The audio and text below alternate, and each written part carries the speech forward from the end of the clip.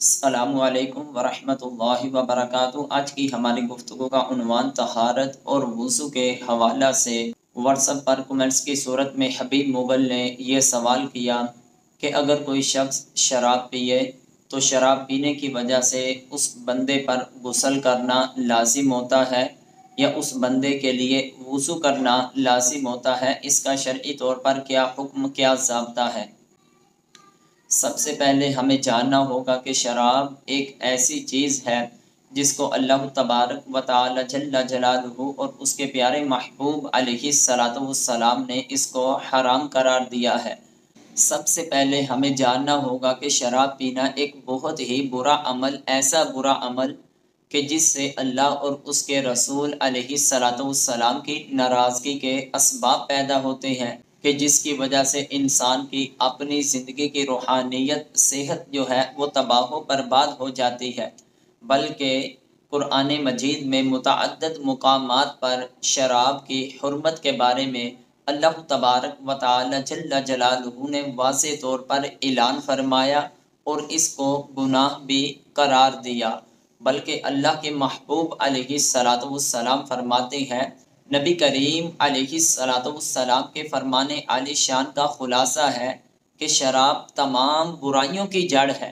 شراب پینے والے کے لیے دنیا میں بھی تباہ و بربادی، قبر و حشر میں بھی اس کے لیے تباہ و بربادی ہے۔ تو انسان کو اس عمل سے بچنا چاہیے، یہ کبیرہ گناہ ہے، اللہ کی بارگاہ میں توبہ استغفار کرنا چاہیے۔ اب آتے ہیں ہم اپنی اصل گفتگو مسئلہ کی طرف، کہ پوچھا گیا کہ شراب پینے کی وجہ سے انسان کا وضو ٹوٹ جاتا ہے یا اس کے لیے غسل کرنا لازم ہوتا ہے؟ تو ہمیں سب سے پہلے جاننا ہوگا کہ چند چیزیں ایسی ہیں کہ جن کی وجہ سے انسان کا وضو ٹوٹ جاتا ہے۔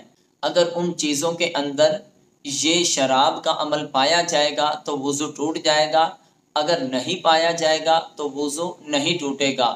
وہ چند چیزیں کہ جن کی وجہ سے انسان پر وضو کرنا لازم ہوتا ہے۔ سب سے پہلی چیز یہ کہ انسان کے سبیلین یعنی چھوٹے پیشاب اور بڑے پیشاب کے راستے سے کوئی بھی چیز خارج ہو، انسان کا وضو ٹوٹ جاتا ہے۔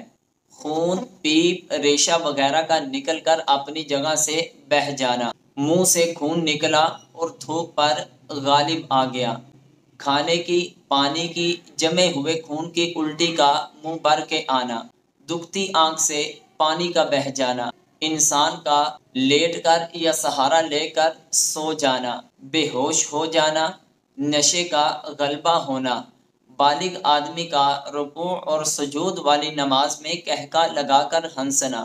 یعنی یہ چند چیزیں ہیں کہ جن کی وجہ سے انسان کا وضو ٹوٹ جاتا ہے۔ اگر کوئی شخص شراب پیتا ہے تو جن چیزوں سے وضو ٹوٹتا ہے تو ان میں سے ایک چیز کا سب سے زیادہ خدشہ ہے، وہ کیا؟ کہ نشے کا غلبہ ہو جانا۔ اگر شراب پینے کی وجہ سے انسان پر نشے کا غلبہ ہو جاتا ہے، نشہ کسے کہتے ہیں؟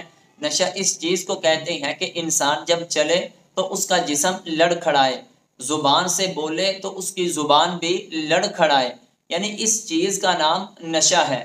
اگر شراب پینے کے بعد انسان کی کیفیت ایسی بن چکی کہ نشے کا اس پر غلبہ ہو چکا ہے، پھر اس انسان کا وضو ٹوٹے گا۔ اگر شراب پینے کے بعد اس پر نشے کا غلبہ نہیں ہوا، وہ بندہ باوضو تھا، تو اس بندے کا وضو بھی نہیں ٹوٹے گا۔